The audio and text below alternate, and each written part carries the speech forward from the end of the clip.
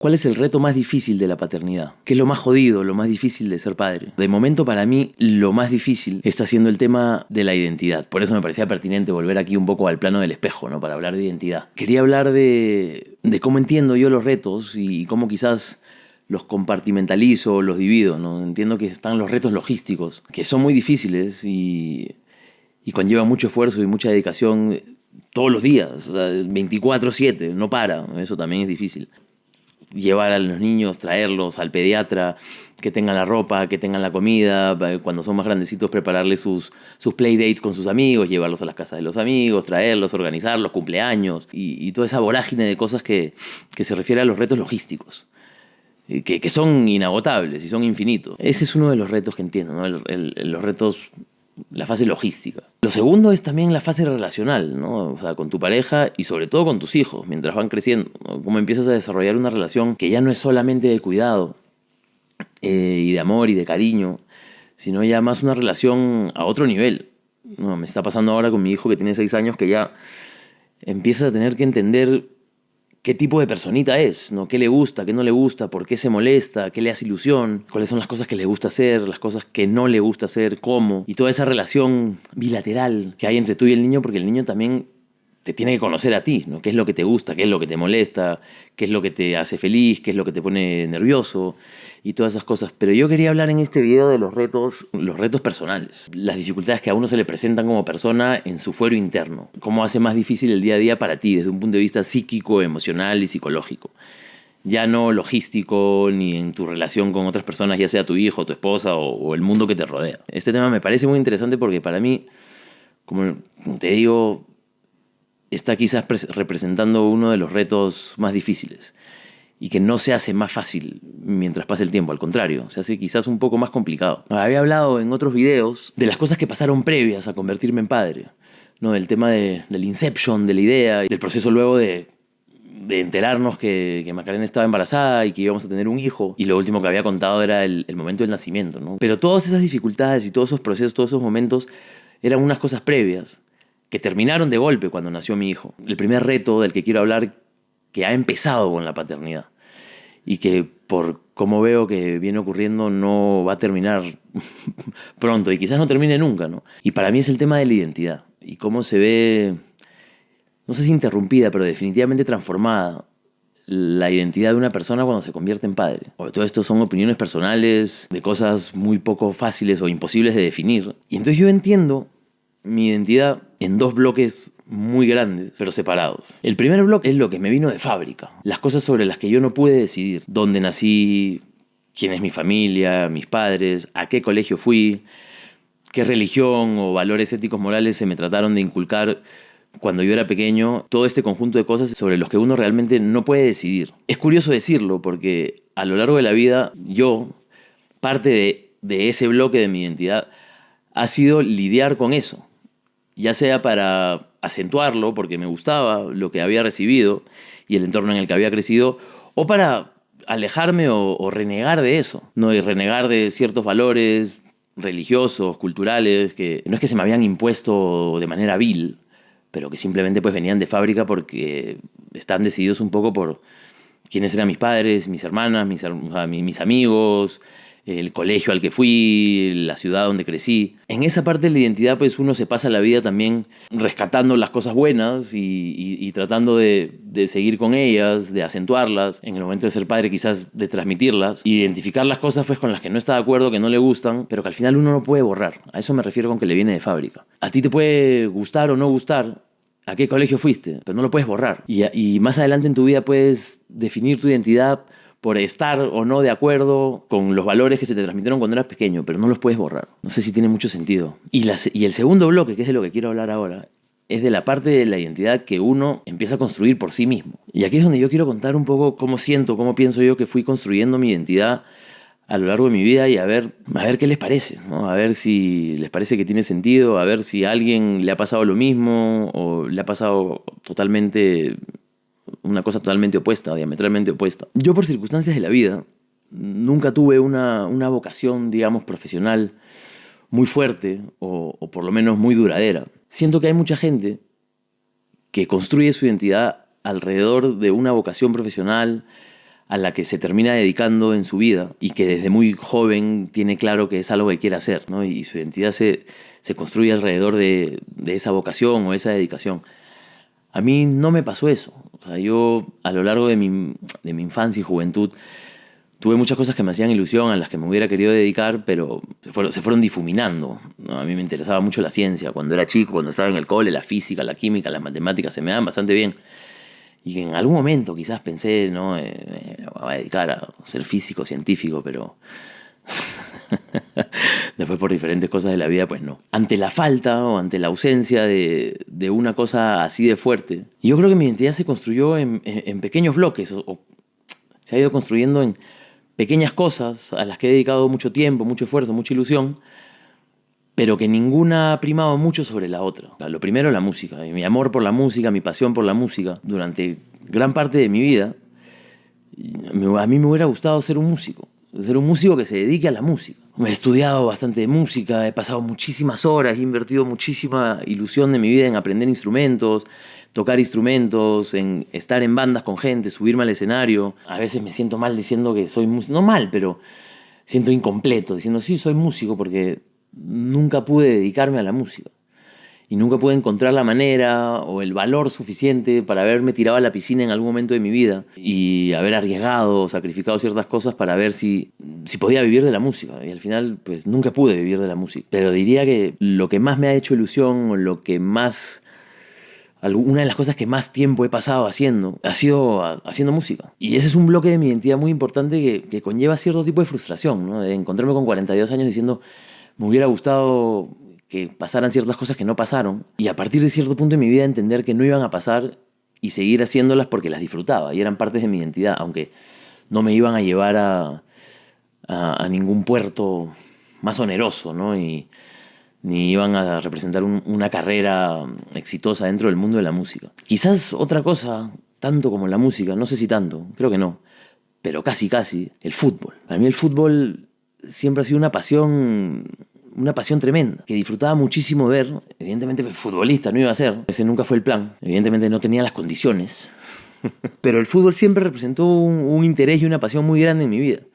Ver fútbol, hablar de fútbol, pensar sobre fútbol, aprender sobre fútbol, estudiar un poco la historia de ciertas competiciones, de ciertos jugadores, de la música, el fútbol. Quizás también diría que el cine y la tele. El cine y la televisión fueron parte troncal de la construcción de mi identidad mientras crecía, ¿no? Aunque suene estúpido, muchos códigos de humor, mira, ve, que todavía mantenemos con grupos cercanos de amigos, pues se derivaban de cosas que veíamos en la tele. No te preocupes. Uy, paisanita, mira. Uy, mira ese fulano, ve. Se está orinando en el parque, paisana, mira. Y el cine también, ¿no? Las películas que me gustan, las películas que marcaron mucho mi infancia y quizás mi manera de pensar sobre ciertas cosas, también forman parte de mi identidad. Pero quería decir todo esto porque, bueno, el cine, la música, el fútbol, quizás muchos libros que he leído, algunas ideas que tengo sobre posturas filosóficas de la vida, han sido fundamentales para la construcción de mi identidad. Yo al final, por circunstancias diferentes de la vida, he tenido que hacer muchas cosas. Y muchas de esas cosas me las he encontrado por accidente. Por ejemplo, cuando llegué a España, me encontré por accidente con la actividad que probablemente he hecho durante más tiempo, que ha sido enseñar inglés. Y de manera muy accidental me metí en el mundo de la enseñanza del inglés y terminé casi 14 años enseñando inglés.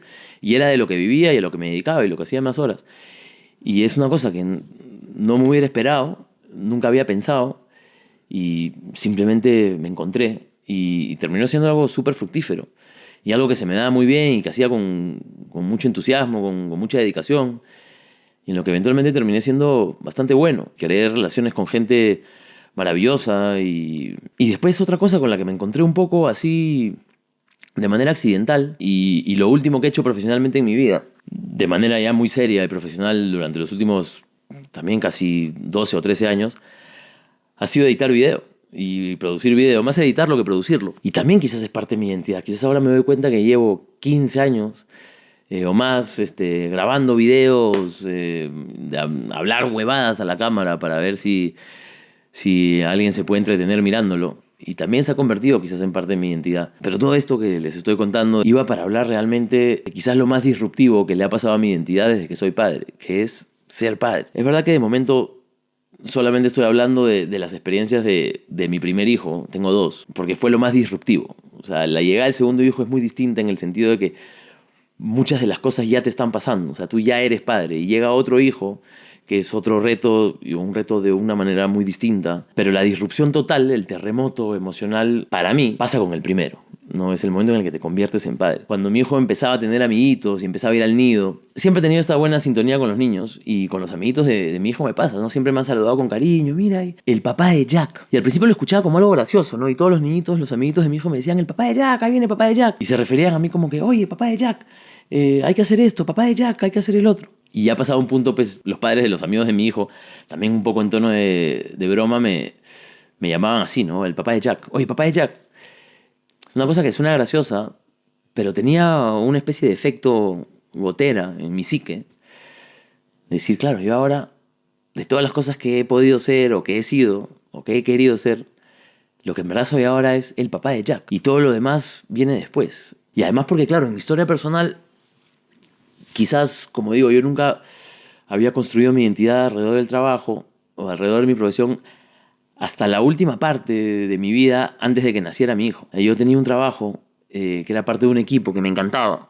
Era una parte de un equipo con gente que adoro, en el que nos dedicábamos a algo. Yo me dedicaba a postproducir, a editar videos para una empresa que estábamos metidos en el mundo del fútbol. Es verdad que al final pues, no fui futbolista, pero terminé muchos años en los márgenes de la industria del fútbol. Obviamente pues no como ariete, ni como creador de peligro afuera del área. Pero, y la verdad que me iba bastante bien, nos iba bastante bien. Y cuando llegó mi hijo, en la situación que yo tenía, lo que más sentido tenía era que dejara mi trabajo. Porque claro, nosotros vivíamos en Luxemburgo, no teníamos ayuda, no conocíamos a nadie. Y cuando nació mi hijo, el primer año de mi hijo, éramos mi mujer, mi hijo y yo. Y en ese momento mi esposa trabajaba un montón y yo también trabajaba un montón. Yo trabajaba desde casa. Cuando mi mujer terminó su baja de maternidad y tuvo que volver al trabajo, nos vimos absolutamente sobrepasados. O sea, ella trabajaba un montón, yo también, y teníamos un niño de 3 meses. Y no teníamos nada de ayuda. Entonces hicimos ahí unos cálculos, unas cuentas. Y viviendo en Luxemburgo, claro, la ayuda doméstica es, prohibitiva. Era carísimo. O sea, nos hicimos las cuentas para ver de cuánto le hubiéramos tenido que pagar a una persona para que se ocupe de nuestro hijo todas las horas que necesitamos que se ocupe, por las noches, por las mañanas, durante el día, los fines de semana. Y era prohibitivo. O sea, a mí se me iba casi el 90% de mi sueldo. Entonces en ese momento nos miramos y dijimos, mira, o sea, no tiene un sentido que trabajes lo que trabajes para que el 90% de tu sueldo se lo des a una persona que no conoces, que se te mete en tu casa a cuidar a tu niño. La solución estaba bastante clara y yo dejé mi trabajo. Y en ese momento fue cuando sentí ese golpe de, ahora quién soy, digamos, ahora qué me dedico, cuál es mi propósito en la vida. Estaba claro, clarísimo, y yo encantado, con los pies para adelante, me tiré en ese propósito que tenía, que era pues criar a mi hijo. Pero la verdad es que cuando uno se entrega a eso, quizás siente una desconexión también con el mundo. Y parte de mi identidad había sido siempre también ser parte de algo que pasaba fuera de mi casa. No de ser parte de un equipo que estaba produciendo algo, que estaba trabajando en algo, de una banda, de un equipo que hacía videos, de lo que sea. De ser parte de una maquinaria más grande en la que había gente, digamos, esperando mi trabajo para poder hacer el suyo, yo esperando el trabajo de otra gente para poder hacer el mío, y ser parte de una dinámica que ocurría fuera de mi hogar. Es muy fácil.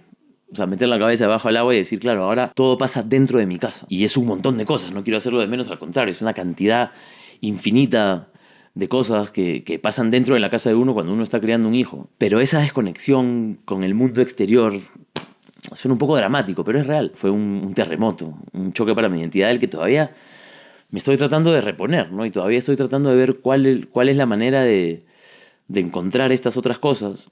Pues claro, dejé mi trabajo, estuve sin trabajar un par de años. Después, estando en Lima, me volví a reenganchar al trabajo y podía trabajar para la empresa que estaba en España, estando en Lima, que era increíble. Estuve casi 1 año y medio trabajando a full de nuevo. Pero claro, ahí ya se había roto algo, digamos, ahí...